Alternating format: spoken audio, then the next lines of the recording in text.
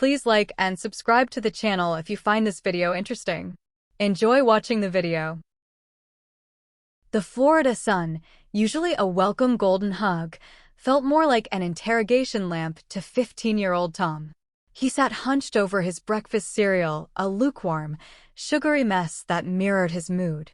The morning sounds of their small suburban house in Orlando were punctuated by the clinking of plates from the kitchen, a stark reminder of the new, unsettling presence that had infiltrated their once predictable lives. For 10 years, it had been just him and his dad, Mark. 10 years of bachelor pad chaos mixed with a fierce, unspoken love. Their routine was simple. Dad's often burnt breakfasts, Tom's sarcastic quips, evenings spent watching B-movies and discussing everything and nothing. It wasn't perfect, but it was theirs. After his mom, Sarah, died when he was 5, the void she left was immense, an echo in every quiet corner of the house. Mark had done his best, stepping into both roles with a clumsy tenderness that Tom had come to cherish. They'd built their own world, a fortress of two impenetrable to outsiders. Or so Tom had thought. Then came Lisa. She'd arrived 3 months ago, a whirlwind of elegance and bright smiles that, to Tom, felt entirely out of place.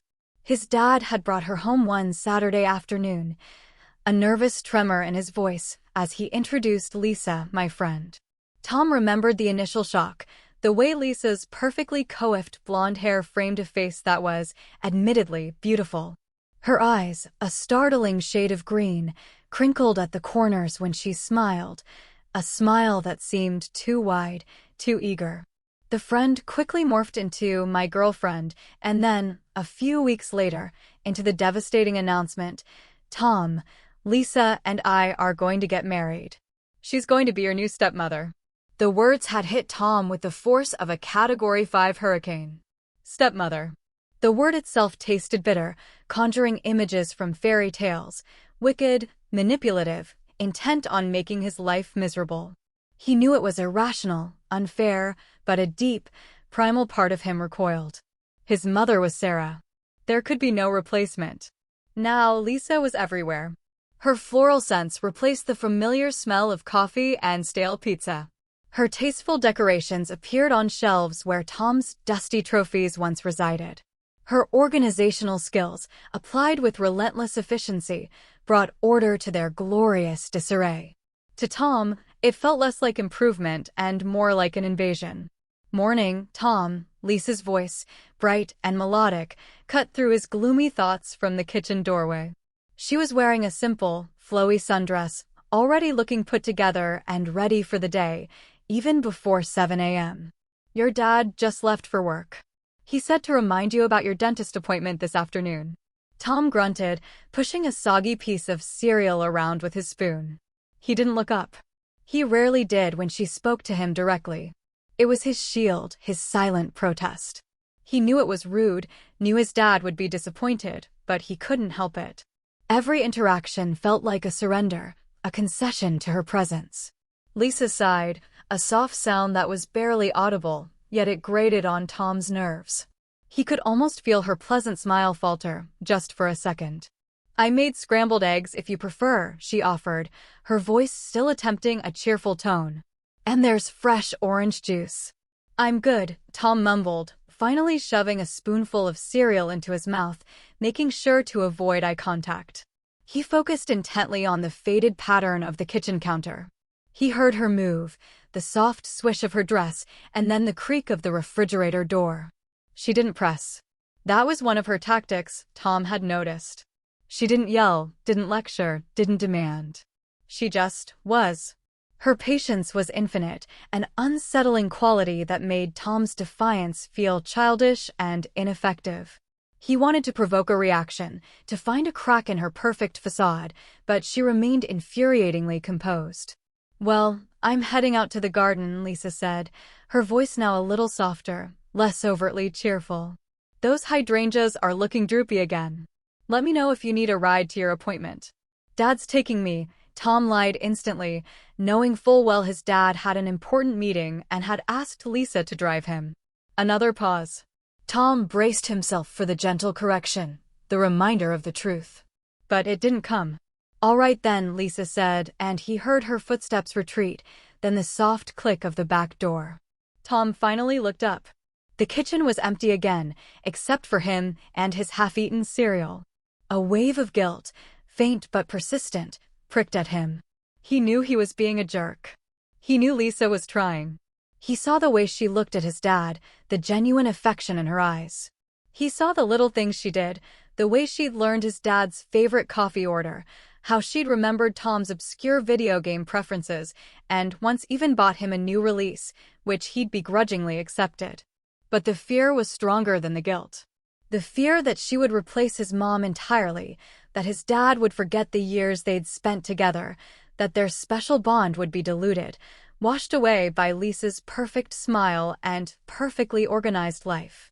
He couldn't let that happen. He wouldn't. He had to keep her at arm's length, keep his defenses up, no matter how much his dad pleaded or how many times Lisa offered a patient, understanding smile.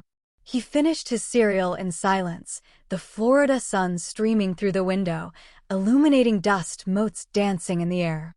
His gaze fell upon a framed photo on the fridge, a slightly faded picture of his mom, Sarah, her arm around a 5-year-old Tom, both of them beaming, sandy-haired and sun-kissed on a beach somewhere. A pang of raw grief, fresh as if it had happened yesterday, squeezed his chest.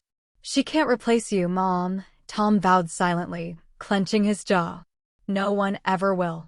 Later that day, after school, Tom found Lisa waiting in the driveway, leaning against her sleek silver SUV. Her green eyes caught his, and she offered a small, tentative smile. "Hey, Tom. Ready for your appointment?" Tom stared at her, caught off guard. He'd completely forgotten his earlier lie.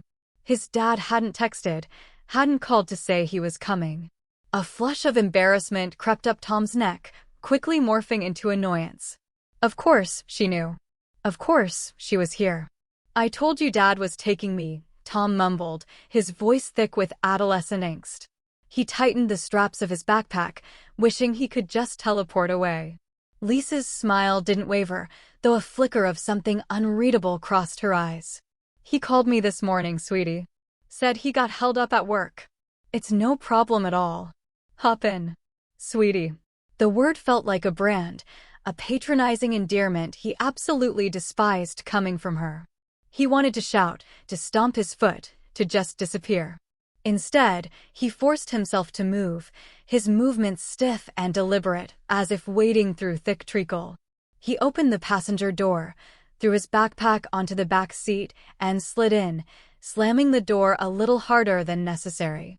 The air in the SUV was cool and smelled faintly of vanilla and something distinctly floral, Lisa's perfume.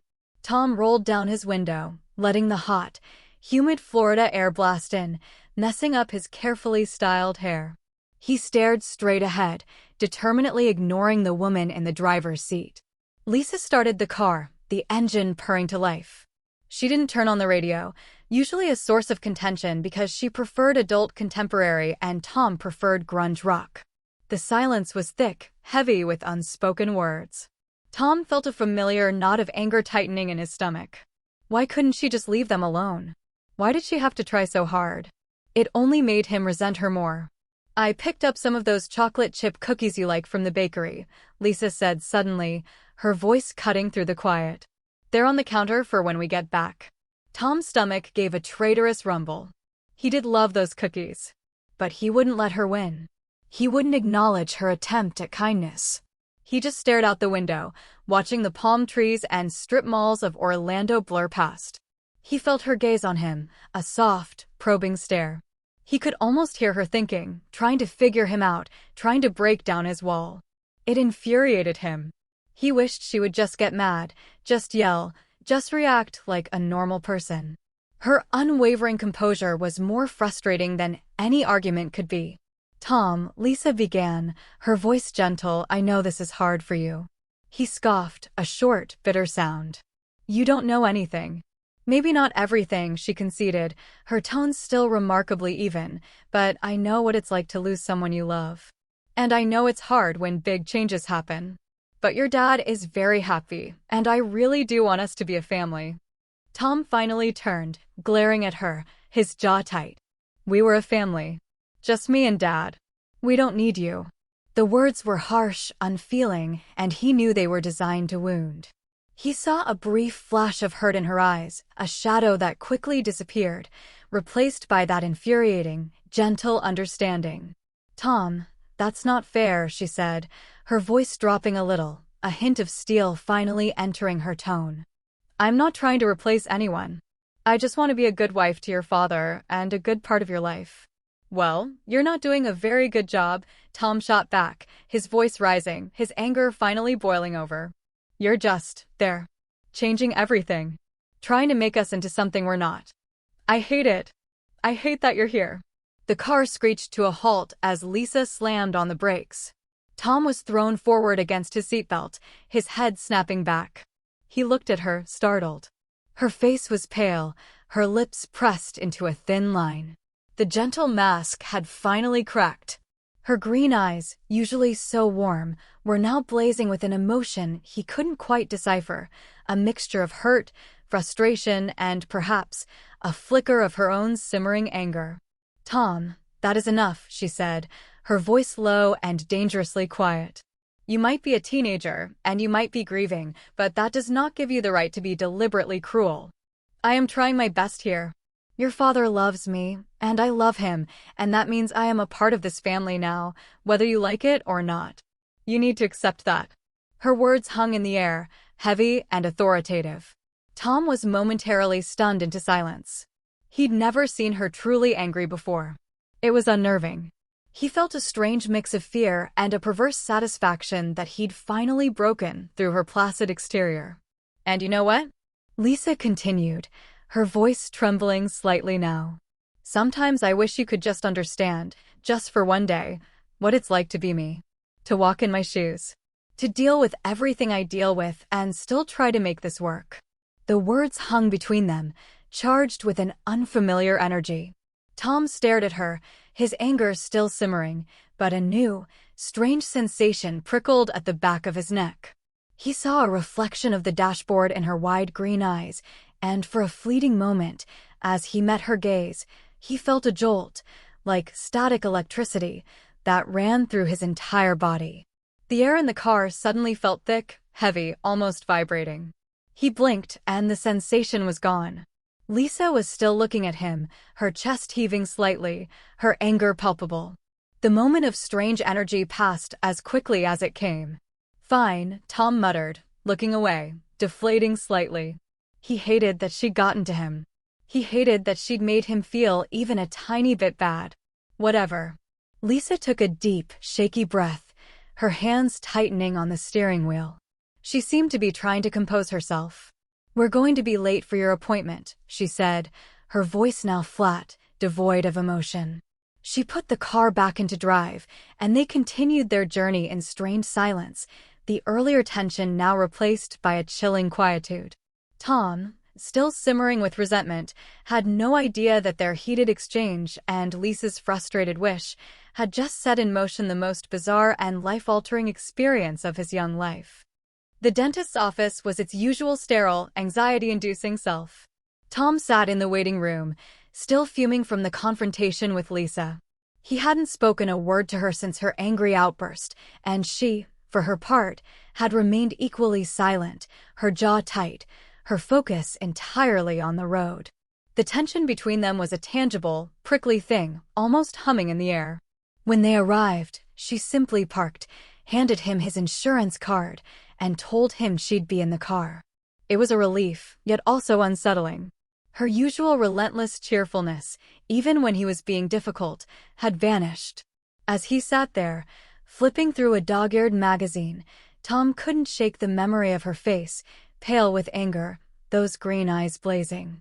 It was a side of Lisa he hadn't seen before, and it bothered him more than he cared to admit. He had wanted to provoke her, but her genuine fury, followed by that chilling silence, was unexpectedly effective. It made him feel small and guilty. But he quickly pushed those feelings down. She deserved it, he told himself, for trying to take Mom's place. When he finally emerged from the dentist's torture chamber, his mouth numb from anesthetic, Lisa was indeed waiting in the parking lot. She looked up from her phone as he approached, and a flicker of something concern? Relief? Crossed her face before she quickly masked it. All done, she asked, her voice still flat. Tom just nodded, too numb to speak properly anyway. He got into the passenger seat, closing the door softly this time. The drive home was a replay of the drive there. Utter silence, thick with unspoken feelings. When they pulled into their driveway, the sun was beginning its descent, painting the Florida sky in hues of orange and purple. Tom grabbed his backpack, eager to escape to the sanctuary of his room. "Tom, wait," Lisa said, her voice stopping him just as he reached for the door handle. He turned, bracing himself. Here it came, the lecture. But she just looked at him, her green eyes searching. "Look," she began, "I know we got off on the wrong foot today. I shouldn't have yelled. But you also crossed a line." She paused, taking a breath. "Can we just try to make tomorrow a better day? For your dad's sake." Tom stared at her. He expected an apology, maybe even a tearful one, which he would have hated. But this was different. She wasn't backing down, but she was extending an olive branch. And mentioning his dad was a smart move. It appealed to the one loyalty she knew he held above all else. He considered his options. He could continue his Cold War. Or he could grudgingly accept, if only to prevent further unpleasantness. A small part of him, the part that was tired of the constant tension, yearned for peace. "Fine," he mumbled, still not looking directly at her. "Whatever." It wasn't an apology, but it wasn't a rejection either. It was the best she was going to get. Lisa's lips curved into a small, almost imperceptible smile. "Thank you, Tom. Now, those cookies are still on the counter if you want them." He grunted again, opened the door, and practically fled into the house. He heard her follow, the quiet click of the front door behind her. He rushed up the stairs, threw his backpack into his room, and flopped onto his bed, pulling out his phone. He needed to distract himself, to erase the uncomfortable feelings stirring within him. He spent the rest of the evening in his room, playing video games, occasionally hearing the muffled sounds of Lisa moving around downstairs. He heard his dad come home, their voices low and comforting. He knew his dad would ask about his day, and he dreaded having to recount the awkward silences and Lisa's outburst. He decided to just say it was fine. Later, around dinner time, his dad called him down. Tom walked into the dining room to find Lisa setting the table, her back to him. His dad was already seated, looking tired but smiling. "Hey buddy, how is the dentist? Everything okay?" Mark asked, giving Tom a warm look. "Yeah, fine. Just a cleaning," Tom said, avoiding Lisa's gaze as he slid into his usual chair. Good, Mark nodded. He caught Lisa's eye and gave her a small smile, which she returned. Tom watched the exchange, a familiar knot tightening in his stomach. They were so easy together, so natural. It made him feel even more like an intruder in his own home. Lisa brought a steaming dish of lasagna to the table, the rich aroma filling the room. "I hope you like lasagna, Tom. It's an old family recipe." Her voice was back to its gentle, even tone, as if their earlier argument hadn't happened. Tom didn't respond, just grabbed a generous portion for himself. He ate in relative silence, occasionally grunting answers to his dad's questions. Lisa and Mark chatted easily about their days, about local news, about plans for the weekend. Tom felt like he was watching a play, a performance he wasn't really a part of. He was just an audience member, observing the new dynamic, feeling increasingly isolated. He excused himself quickly after dinner, eager to escape the suffocating family atmosphere. "I have a lot of homework," he mumbled, already halfway up the stairs. "Okay, Tom, but don't stay up too late," his dad called after him. Tom just nodded, not looking back. He retreated to his room, closing the door firmly behind him. He didn't have much homework, but he needed the solitude. He plugged in his headphones, blasting music, trying to drown out the sounds of their laughter from downstairs. He eventually fell asleep with his headphones still on, the music a muffled thrumming against his ears. He dreamed a kaleidoscope of unsettling images, Lisa's blazing green eyes, the screech of tires, the sickly sweet smell of vanilla, and a strange, pulsating light. The next morning, Tom woke with a jolt. The room was dark, but he could tell it was early. Something was wrong. His head throbbed, and a strange tingling sensation coursed through his limbs. He felt different. He couldn't quite place it. He sat up, pushing the headphones off his ears. He swung his legs over the side of the bed, feeling unusually clumsy. He glanced down at his feet, and that's when the first jolt of confusion hit him. His feet. They looked different. Smaller, daintier. And his pajamas, a baggy t-shirt and shorts, felt entirely too big. Panic began to bubble. He stood up, and his knees felt wobbly. He felt taller? Shorter? He reached a hand up to rub his eyes, and his fingers brushed against something long and soft. He looked at his hand. It wasn't his hand. It was slender, with neatly manicured nails. His heart began to pound. He stumbled towards the full-length mirror on his closet door, his mind racing, a cold dread seizing him. He flicked on the light switch, plunging the room into a sudden, blinding illumination. And then he screamed. Reflected in the mirror was not his lanky, slightly awkward 15-year-old self. Instead, a woman stared back, her face pale with shock, her blonde hair a disheveled mess around her shoulders. Her eyes, wide and terrified, were a striking, familiar shade of green. It was Lisa. Tom stared at the reflection, his breath caught in his throat. He reached a hand up to his face, and the reflection mirrored the movement precisely. He touched the smooth skin, the defined cheekbones, the full lips that were now parted in a silent gasp. This was Lisa's face. He looked down at the body. The curves, the slim waist, the soft fabric of the silk nightgown clinging to a form that was undeniably feminine. It was Lisa's body. A wave of nausea washed over him. He stumbled back, bumping into his bed. No, this can't be happening, he whispered, but the voice that came out was higher, softer, undeniably hers. His own voice, his familiar adolescent rasp, was gone. He ran to his desk, fumbling for his phone. He needed to call his dad. He needed to wake up from this nightmare. But as he tried to unlock the phone, his unfamiliar fingers, too long and delicate, fumbled with the screen. He dropped it with a clatter. He looked around the room, his room, but it felt alien. The posters on the wall, the messy pile of clothes, his video game console, it all seemed to belong to someone else. He was in his room, but he wasn't him. He rushed to the door, his heart hammering against his ribs. He had to find his dad. He had to fix this. He threw open the door, ran into the hallway, and then froze. Standing there, in front of the bathroom mirror, was a figure that made his blood run cold. It was a lanky, slightly awkward teenage boy, with messy brown hair and wide, terrified brown eyes. The boy was wearing Tom's baggy t-shirt and shorts. And the boy was staring at his own reflection with a look of utter horror, his mouth open in a silent scream. The boy in the mirror was Tom. But it wasn't Tom. It was Lisa. Her green eyes, now inhabiting his face, met his, now inhabiting her face, across the hallway. A silent, shared gasp of unimaginable terror and confusion filled the space between them. The full, horrifying truth crashed over Tom like a tidal wave. They hadn't just switched rooms or bodies. They had switched lives.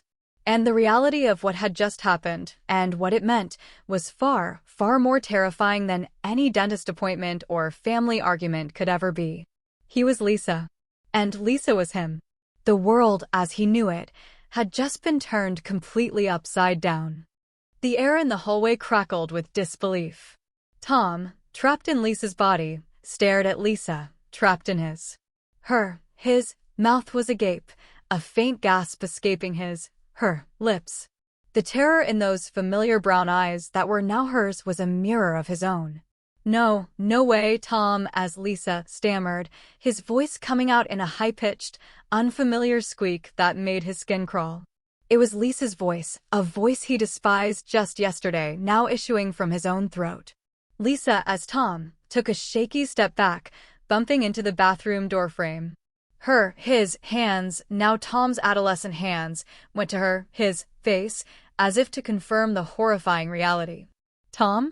Is that really you? His voice was rough, a perfect imitation of Tom's usual morning croak, but laced with an undeniable tremor of fear. The sound of his own voice coming from her made something inside Tom as Lisa snap. He couldn't deal with this. This was a nightmare.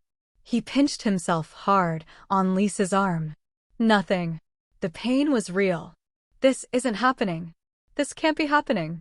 Tom, as Lisa shrieked, the sound echoing unnervingly in the quiet morning house. He felt a surge of adrenaline, mixed with a sickening wave of claustrophobia. He was trapped. Trapped in her body. Lisa, as Tom, looked around wildly, his eyes darting between her own reflection in the mirror and Lisa's panicked form. Okay, calm down, he managed, though his voice was anything but calm. We need to figure this out. What did we do? We didn't do anything. Tom, as Lisa retorted, already feeling the unfamiliar rush of emotions that seemed to come with this new body. A strange heat bloomed in his chest, a wave of protectiveness mixed with intense anxiety. This is your fault. You wished you could walk in my shoes. Lisa, as Tom, flinched, his eyes narrowing. And you wished you hated me. Maybe it was your anger that caused this. My anger didn't make me suddenly turn into a grown woman. Tom, as Lisa, practically wailed, gesturing wildly at her new, feminine form. He tried to run a hand through her hair, but her fingers got tangled in the long, soft strands. He hated it. He hated everything about this. Just then, a muffled groan came from downstairs, followed by the creak of Mark's bedroom door. What in the world is going on up here? Is everything all right? Mark's voice, thick with sleep, boomed up the stairs. Both Tom as Lisa and Lisa as Tom froze. Their eyes met, a shared panic eclipsing their earlier bickering. Mark couldn't know. Not yet. How would they even explain this? Yeah, Dad. Everything's fine. Lisa as Tom called out, his voice cracking on the last word. He immediately looked at Tom as Lisa, with wide, pleading eyes. Think. His expression screamed. Tom, as Lisa, felt a cold dread settle in his stomach. Mark was coming. He could hear his heavy footsteps on the stairs. He couldn't let his dad see him like this. He couldn't let his dad see Lisa like this. Just a bad dream, honey. Tom, as Lisa, shouted, trying to sound reassuring, but his voice trembled noticeably. The word honey felt alien and saccharine coming from her lips. It was almost physically painful. Mark's head appeared at the top of the stairs. He blinked, rubbing sleep from his eyes, his gaze landing first on Tom as Lisa, then on Lisa as Tom. He frowned. Lisa? Tom? Why are you two up and dressed so early? And why are you yelling? Is something wrong? Tom, as Lisa, tried to force a smile, but it felt unnatural on Lisa's face. No, nothing, darling. Just a little disagreement about the breakfast menu. She tried to make it sound light, but her voice still wobbled. Mark raised an eyebrow, clearly unconvinced. A disagreement that involves screaming and looking like you've both seen a ghost? He looked from one to the other, his confusion growing. And Tom, why are you wearing your pajamas in the hallway? And Lisa, why do you look like you just woke up from a slumber party? He chuckled, but there was an edge of concern in his voice. Lisa, as Tom, quickly chimed in, trying to salvage the situation. Yeah, Dad, it's a long story. I just, had a really weird dream and I woke Lisa up. We were just talking about it. His explanation was clumsy, rambling, and utterly unconvincing. Tom, as Lisa, felt a wave of despair. Lisa, as Tom, was terrible at lying. She needed to take control. She forced a more confident tone into Lisa's voice. Yes, exactly, darling. Tom had a rather vivid nightmare. He was quite distraught. I was just comforting him. She even managed to force a small, maternal smile. The action felt utterly bizarre. Mark looked from Tom as Lisa's forced smile to Lisa as Tom's wide, terrified eyes. He knew his son. He knew his fiancée. Something was definitely off. Well, he said slowly, you both look a bit shaken. Let's go downstairs. I'll make some coffee, and Tom, you can tell me about this nightmare at the breakfast table. The thought of facing his dad, acting like Lisa, while Lisa acted like him, sent a fresh wave of panic through Tom as Lisa. This was impossible. This was a cosmic joke. I think I'm just going to go get dressed, Tom as Lisa said quickly, trying to retreat into Mark and Lisa's bedroom. Her bedroom.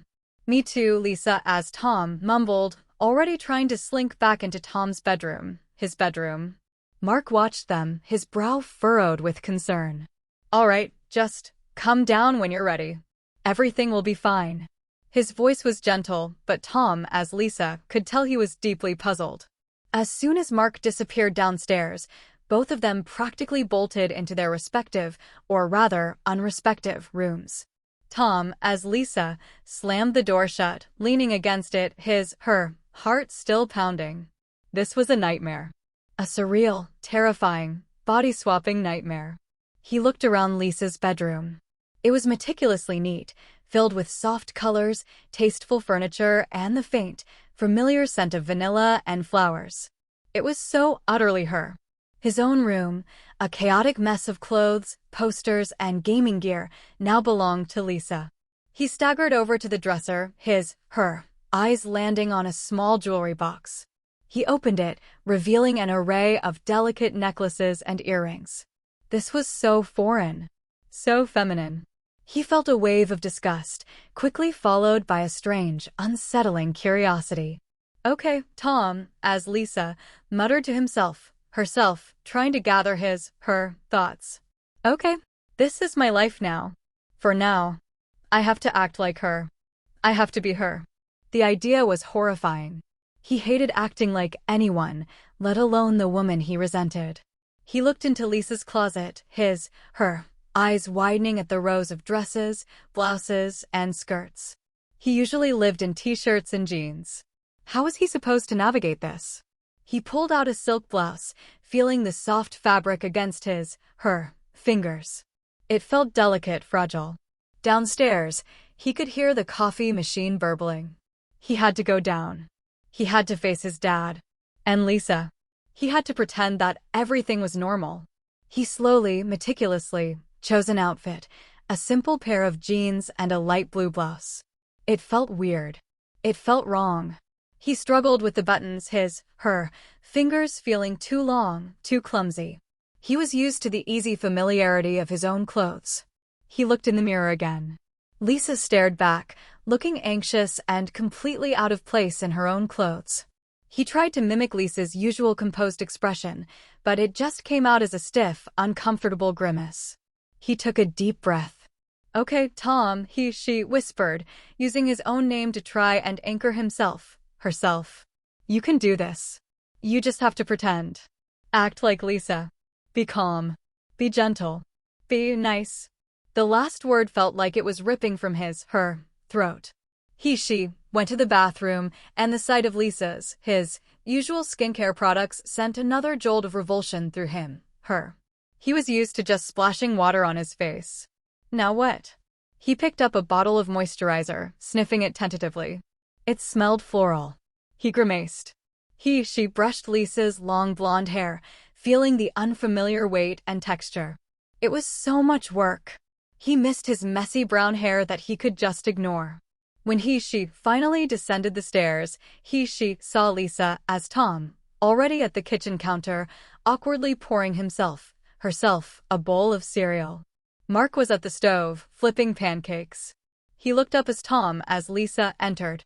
There you are, honey, Mark said, giving Tom as Lisa a warm smile. Feeling better now? Tom as Lisa tried to return the smile. Much better, darling. Just a silly dream. Tom was quite spooked though, weren't you, sweetie? She threw a meaningful look at Lisa as Tom, trying to convey play along. Lisa as Tom looked up, eyes wide, a piece of cereal halfway to his mouth. Yeah, really spooky. Giant, talking spiders, he blurted out, clearly making it up on the spot. Mark laughed, a hearty, genuine sound that always warmed Tom's as Lisa's heart. But now it just made her feel even more uncomfortable, a fraud in her own family. Well, glad you're both okay now, Mark said, oblivious to the cosmic swap that had taken place. Lisa, you look a little pale this morning. Everything all right? Tom, as Lisa, felt a jolt. Right. She had to remember to act. Just a bit of a headache, darling. Didn't sleep well, she said, pressing a hand to his forehead dramatically.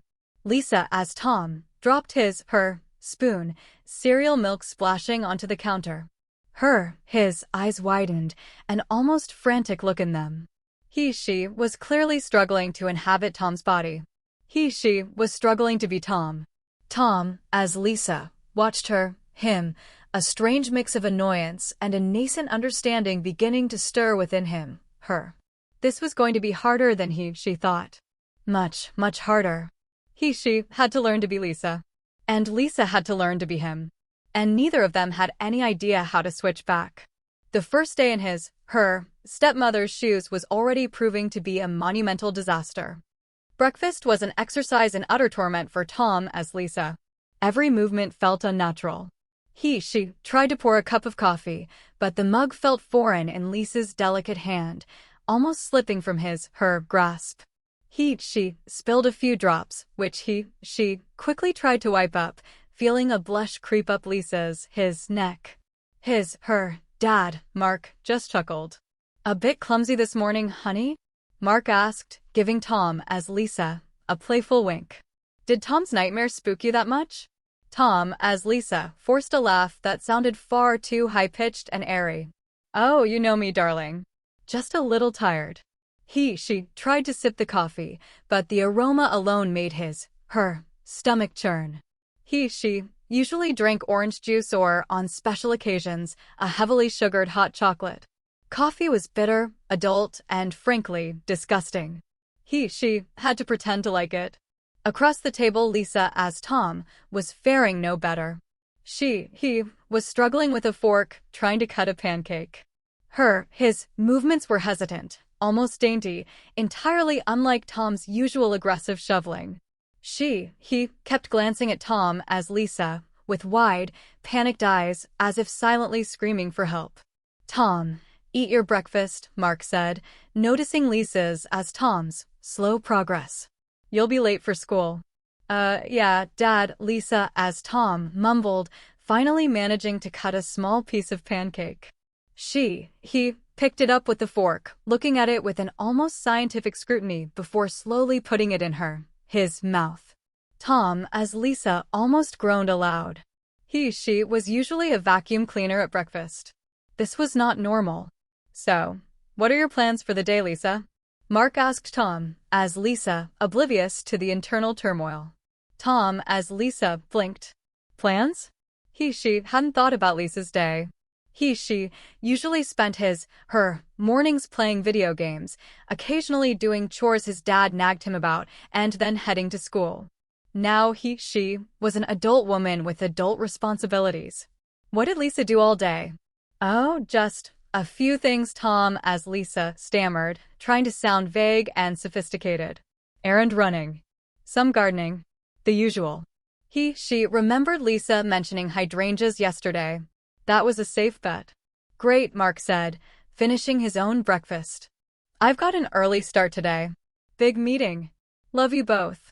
He stood up, kissed Tom, as Lisa, on the cheek, a surprising, soft touch that made Tom, as Lisa, recoil internally, and ruffled Lisa's, as Tom's, hair.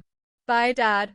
Lisa, as Tom, called out his voice still sounding utterly strange coming from her lips. As soon as Mark left, the fragile facade shattered. Okay, this is a disaster. Tom, as Lisa, hissed, pushing away the untouched coffee cup. You look like you're dissecting that pancake, and I nearly dropped the coffee pot. What are we going to do? Lisa, as Tom, put his fork down with a clatter, his eyes brimming with frantic energy. I don't know. I can't be you. I don't know how to be a 15-year-old boy. And I have school today. And I have to be you. Tom, as Lisa, countered, throwing her hands up in exasperation, feeling the unfamiliar weight of Lisa's breasts shift with the movement. It was profoundly unsettling. What am I supposed to do? Go to your garden club? Play bridge with your old lady friends. The thought alone sent shivers down her spine. I don't have a garden club and I don't play bridge. Lisa, as Tom, snapped, adopting Tom's usual defensive posture. I have a volunteer shift at the animal shelter today and a meeting for the neighborhood watch this evening. Tom, as Lisa, stared, horrified. The animal shelter? The neighborhood watch? You're serious? Yes, I'm serious. Lisa, as Tom, exclaimed, mimicking Tom's frustrated tone perfectly. These are my responsibilities. And you have school. You have a history test today, don't you? And soccer practice after school. Tom, as Lisa, felt a cold dread creep over him, her. School. She hadn't even thought about it. She was supposed to be at school as Tom. Now Lisa was going to have to pretend to be him. And he was stuck here, pretending to be her, facing a day of adult responsibilities.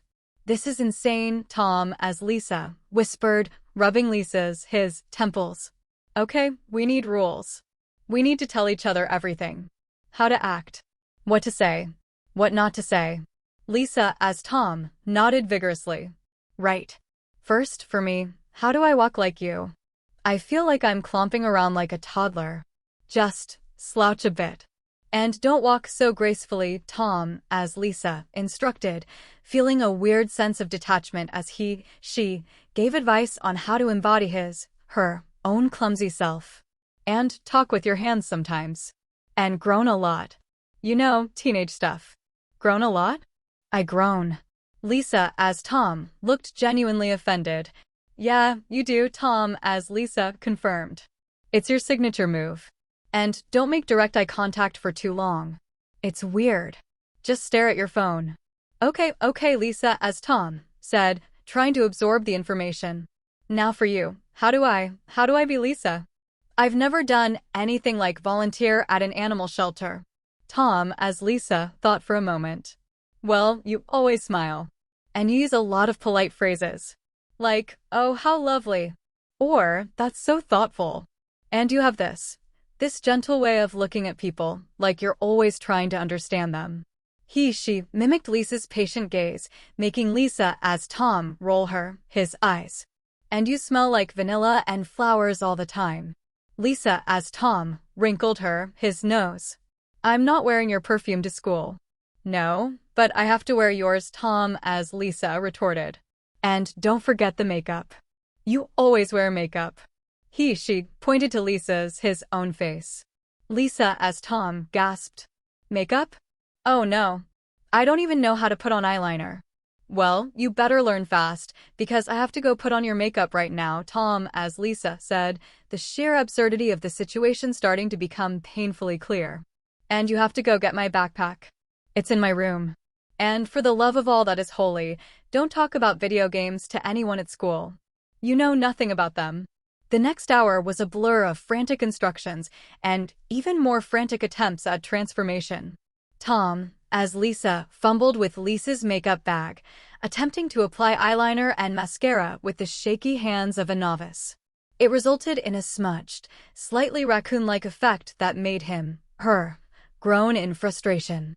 She found a light floral perfume and doused herself, in it, feeling like she was being suffocated by petals. Meanwhile, Lisa, as Tom, was trying to navigate Tom's closet, struggling to find clothes that were slouchy enough. He kept holding up items of clothing with a look of utter bewilderment. Are these clean? Lisa, as Tom, called from Tom's room, holding up a rather stained hoodie. Probably. Tom, as Lisa, yelled back, trying to smooth down his freshly brushed hair, which refused to lie flat in any elegant manner. Just wear it. Nobody cares what I wear. Finally, they both emerged, looking like slightly off-kilter versions of each other. Tom, as Lisa, looked like a stressed-out woman who had a rough morning. Lisa, as Tom, looked like a nervous, overly polite teenager who had somehow shrunk a few inches and gained an uncanny aversion to eye contact. Okay, Tom, as Lisa said, taking a deep breath. You go to school. Try not to get you into too much trouble. I'll try to be me. Lisa, as Tom, gulped. And what if Dad calls? Just improvise. Tom, as Lisa, waved a dismissive hand, a distinctly un-Lisa-like gesture. Good luck. With a shared, terrified glance, Lisa, as Tom, grabbed Tom's backpack, looking impossibly small on his back, and slipped out the front door, heading towards the bus stop. Tom, as Lisa, watched him, go, a sudden, unfamiliar pang of anxiety twisting in her stomach. She was sending Lisa into her life, to interact with her friends, her teachers. What if she messed it up? What if she revealed their secret? She turned back into the house, feeling utterly overwhelmed. She had a whole day to be Lisa. A whole day of being an adult woman in a life she knew nothing about. The animal shelter, the neighborhood watch, the garden. It all loomed before her, like a daunting, insurmountable task. She walked into the living room, feeling the soft carpet under his feet. She picked up a throw pillow, feeling the texture, a strange sense of unfamiliarity with her own home. The familiar photographs on the mantelpiece, the scent of his dad's worn armchair. It all felt distant, seen through a stranger's eyes. She went to the kitchen, contemplating breakfast again. She still couldn't bring herself, to drink coffee. She poured a glass of orange juice instead, the familiar sweetness a small comfort in the chaos. Her phone buzzed in his pocket. She pulled it out, almost dropping it. It was a text message. From a contact labeled Brenda G. Lisa, don't forget our planning meeting for the summer fair at 10. I've got new ideas for the bake sale.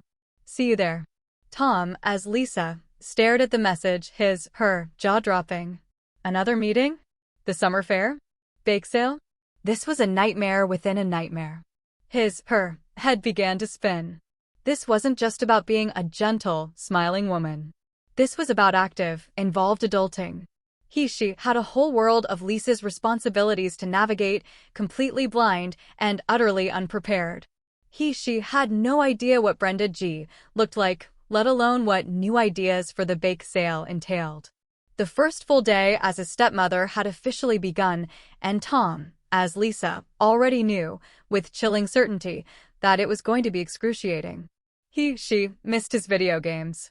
She missed his messy room. She even reluctantly missed the feeling of his own clumsy, teenage body. The thought of a whole day of this was almost too much to bear. The summer fair planning meeting at 10 a.m. felt like stepping onto an alien planet for Tom as Lisa.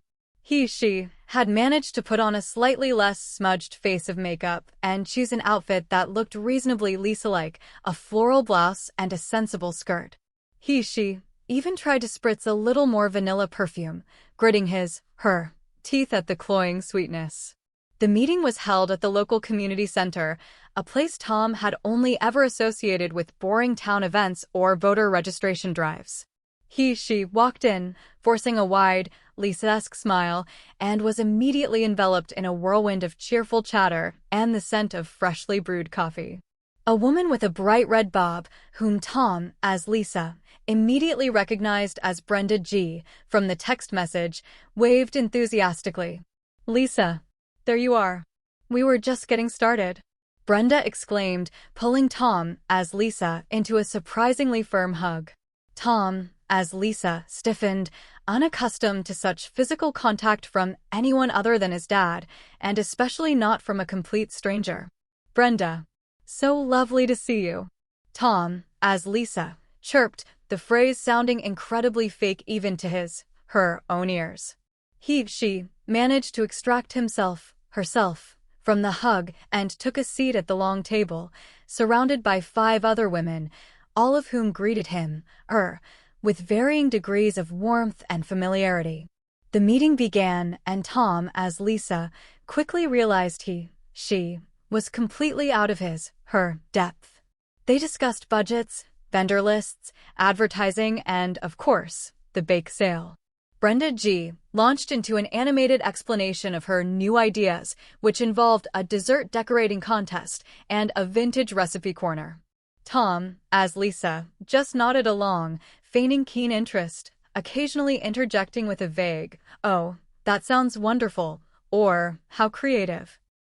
She tried to contribute, but every time she opened her mouth, she had to consciously filter out her usual teenage vocabulary and replace it with Lisa's more refined speech patterns. It was exhausting. She found herself, staring at her hands, Lisa's hands, elegant and unblemished, adorned with a delicate silver ring. She missed his own calloused, slightly grimy hands. She missed the comforting weight of his phone in his pocket, now replaced by Lisa's sleek smartphone, which buzzed occasionally with messages from other adult friends. After what felt like an eternity, the meeting finally concluded. Tom, as Lisa, breathed a sigh of relief. She exchanged pleasantries, promised to follow up on the flyer designs, and managed to escape, feeling mentally drained. Her next destination was the animal shelter. The prospect of interacting with animals was slightly more appealing than discussing dessert decorating, but she was still nervous. What exactly did Lisa do there? She drove Lisa's SUV, feeling awkward behind the wheel. The car was smooth and quiet, nothing like his dad's old, rumbling pickup truck. She pulled into the shelter parking lot, a cheerful, brightly painted building with large outdoor runs visible from the road. The sound of barking dogs immediately filled the air. She walked in and again was greeted like an old friend. Lisa, so glad you're here. We've got a new litter of kittens that need socializing, and Sparky needs his walk. A kind-faced woman with a name tag reading Shelley, volunteer coordinator, smiled warmly. Tom, as Lisa, forced a smile back. Kittens. How lovely, she said, the words still tasting foreign. Shelley led her, to a small room filled with tiny, mewling furballs. Tom, as Lisa, felt a surprising warmth spread through her chest. She wasn't really an animal person. His dad was allergic, so they'd never had pets. But these kittens, no bigger than her hand, were undeniably cute. She carefully picked one up, feeling its soft fur and tiny purr. A strange, tender feeling bubbled up within him. She spent the next hour or so cradling kittens, gently petting them, and even trying to coax them to play. It was surprisingly soothing. She found herself, relaxing, the constant tension of pretending to be Lisa easing slightly. She even forgot, for a few moments, that she was in Lisa's body. She just focused on the soft, trusting animals. Then came Sparky. Sparky was a huge, boisterous golden retriever who seemed to have boundless energy. Shelley explained that Sparky needed a long walk, as he was a little stressed in the shelter environment. Tom, as Lisa, gulped. She was used to controlling a joystick, not a leash attached to 100 pounds of enthusiastic dog. All right, Sparky, let's go for a walk. Tom, as Lisa, said, trying to sound confident. Sparky, however, immediately pulled, nearly dragging Tom, as Lisa, off her feet. His smaller, less muscular frame was no match for the powerful dog. Whoa, easy there, boy. Tom, as Lisa, grunted, feeling her arm strain. She felt a flash of frustration, then a strange understanding. Lisa must be strong to handle this dog. She had always seen her as delicate, but clearly there was an inner strength she hadn't recognized. She spent the next hour walking Sparky, feeling her calves burn and her shoulders ache. Sparky loved to chase squirrels, forcing Tom, as Lisa, into unexpected sprints and sudden stops. By the time they returned, panting and slightly disheveled, Tom, as Lisa, had a newfound respect for Lisa's stamina. Good job, Lisa, Shelley said, smiling. Sparky always loves his walks with you. You've got away with him. Tom, as Lisa, felt a small, genuine sense of pride. She had actually done something good. She had helped an animal. It was a different kind of satisfaction than beating a level in a video game, but surprisingly fulfilling. As the afternoon wore on, Tom, as Lisa, continued to navigate Lisa's life. She went home feeling a new kind of tired. Physical tired, not just mentally exhausted from pretending. She even tried her hand at the gardening, remembering Lisa's comment about the hydrangeas. She found some pruning shears and, with surprising care, trimmed the drooping blooms, feeling a strange connection to the earth and the plants. It was actually peaceful. Later, as the sun began to set, Tom, as Lisa, prepared for the neighborhood watch meeting. She was dreading it. It sounded like an even more boring version of the summer fair meeting. She chose a slightly more formal outfit, feeling the weight of responsibility settle upon him, her. The meeting was, as expected, a bit dry. Discussions about suspicious vehicles, crime statistics, and community safety initiatives. Tom, as Lisa, tried to pay attention, tried to contribute.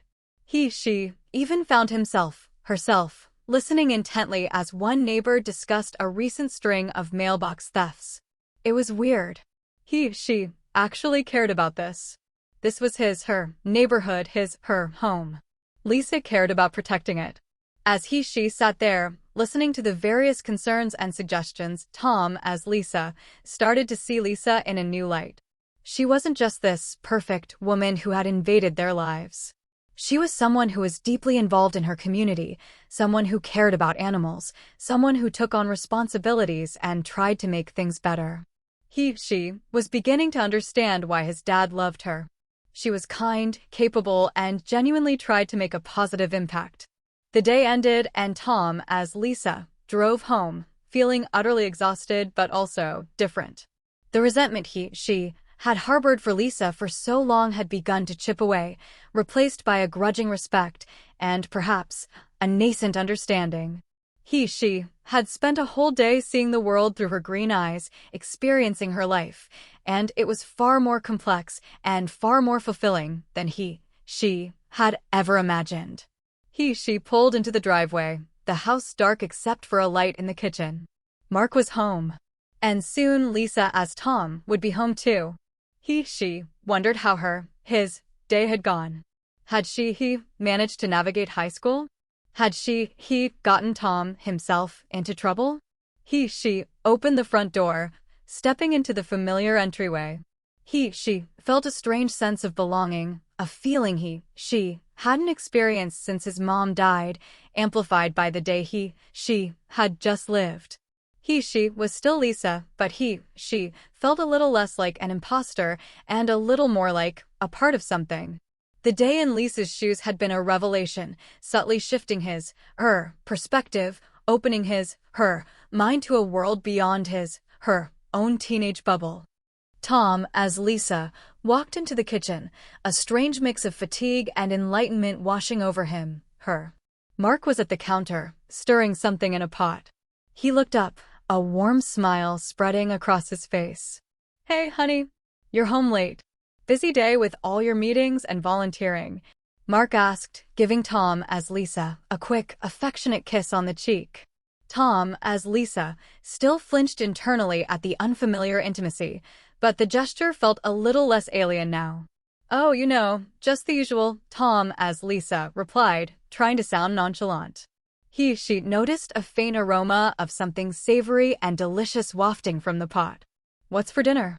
"Your favorite." "Chicken Alfredo," Mark said, beaming. Thought it would be a nice treat after a long day. Tom, as Lisa, felt a pang. His favorite. Mark was trying to make Lisa happy, just as he always tried to make Tom happy. It was a simple act of love that Tom, as Lisa, was beginning to see everywhere now that she was looking through Lisa's eyes. Just then, the front door opened, and a figure shambled into the kitchen. It was Lisa, as Tom, looking utterly disheveled. His hair was even messier than usual. His clothes looked like they'd been through a wrestling match, and there was a suspicious stain on his shirt that looked suspiciously like paint. His eyes, Tom's familiar brown eyes, were wide and exhausted, and he clutched Tom's backpack like a lifeline. "Dad." "Lisa." "Lisa," as Tom exclaimed, his voice a little too loud, a little too high-pitched. He practically collapsed onto a kitchen chair. "Whoa there, champ. Tough day at school?" Mark asked, chuckling. He looked at the paint stain. "What's that all over you?" Lisa, as Tom, grimaced. Art class. Had to do a self-portrait. It was abstract. He shot a desperate look at Tom, as Lisa, silently pleading for backup. Tom, as Lisa, suppressed a laugh. Art class? She usually just doodled in the margins of her notebook. Oh, Tom, darling, you look like you've been through a whirlwind. Tom, as Lisa said, trying to sound genuinely concerned. Perhaps a nice warm bath will help before dinner? She gave Lisa, as Tom, a meaningful glance. Get clean, get composed. Lisa, as Tom, caught the message. Good idea, Lisa. I'll just be right back. He scrambled out of the chair and practically ran upstairs. As soon as they heard the bathroom door close, Tom, as Lisa, turned to Mark. He seemed a little agitated. Did he have a difficult day, do you think? Tom, as Lisa, asked, feeling a genuine concern for Lisa, as Tom, stirring within him, she knew how hard it was to pretend. Mark sighed, shaking his head with a fond smile. He's just being a teenager, honey. All that angst and drama. But he's a good kid, deep down. He's just been through a lot. And he's still figuring out this whole new family thing. Mark looked at Tom, as Lisa, with an expression of deep love and understanding. Thank you for being so patient with him, Lisa. I know he hasn't made it easy for you.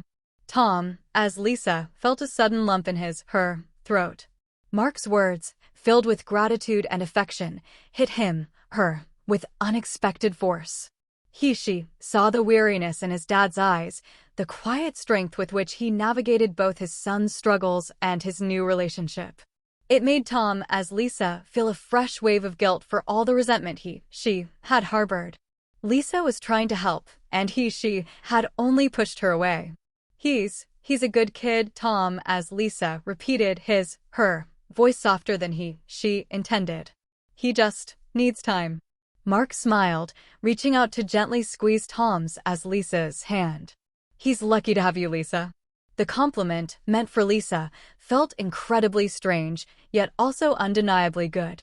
Tom, as Lisa, felt a warmth spread through her. She actually wanted to be worthy of that compliment.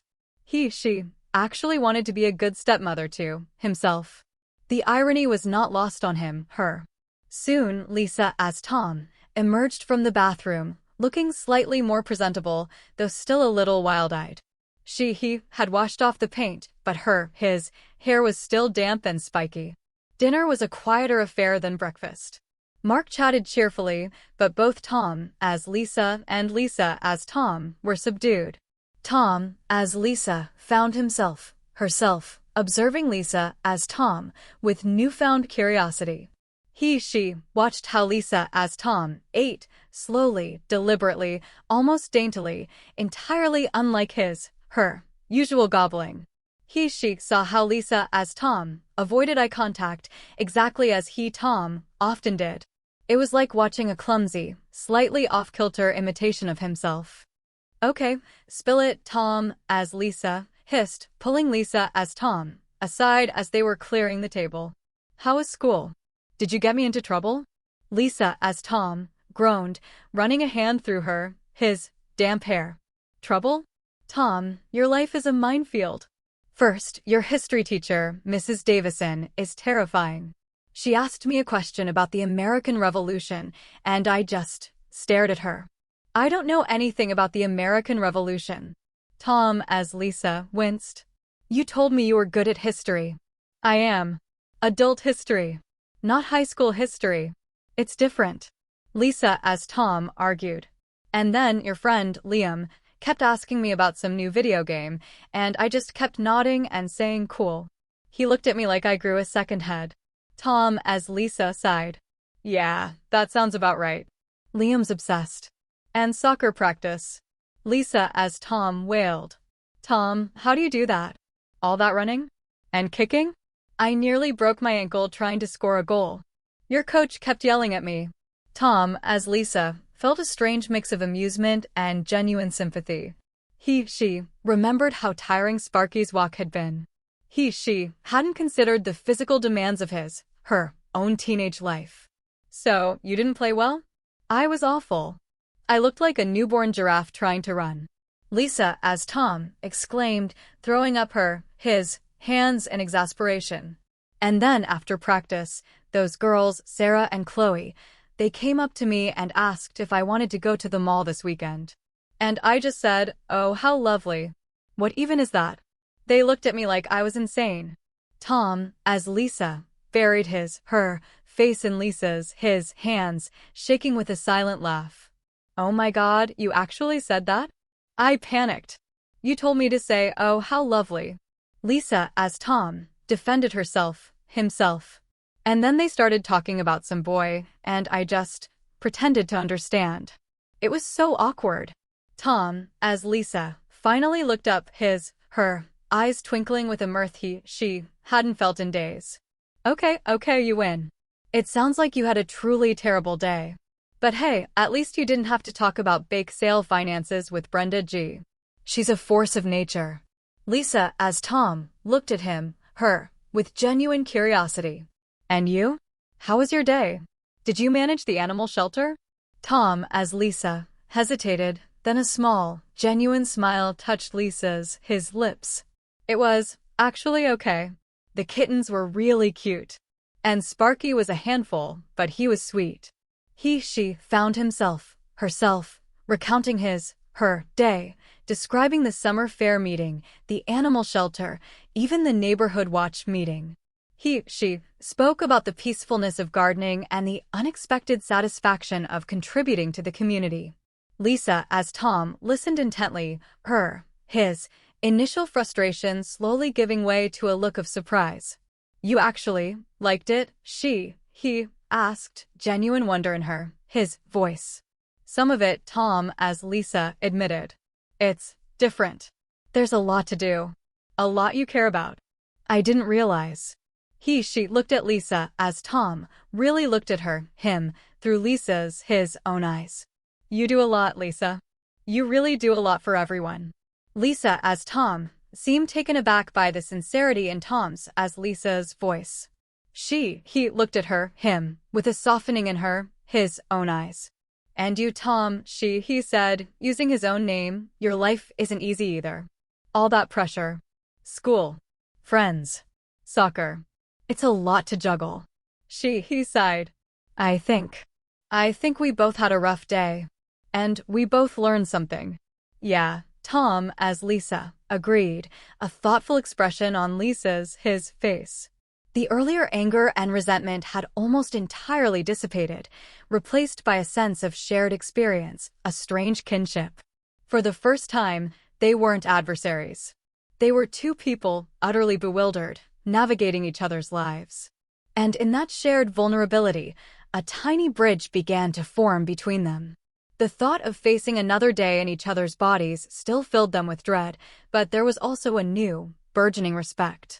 Tom, as Lisa, had seen the world through Lisa's green eyes, and it had shown her, a person far more complex, caring, and capable than the wicked stepmother she had imagined. And Lisa, as Tom, had seen the pressures and complexities of Tom's teenage world, making him realize her own challenges were not so insignificant. The bizarre swap was slowly, unexpectedly, forging an understanding that years of living under the same roof could never have achieved.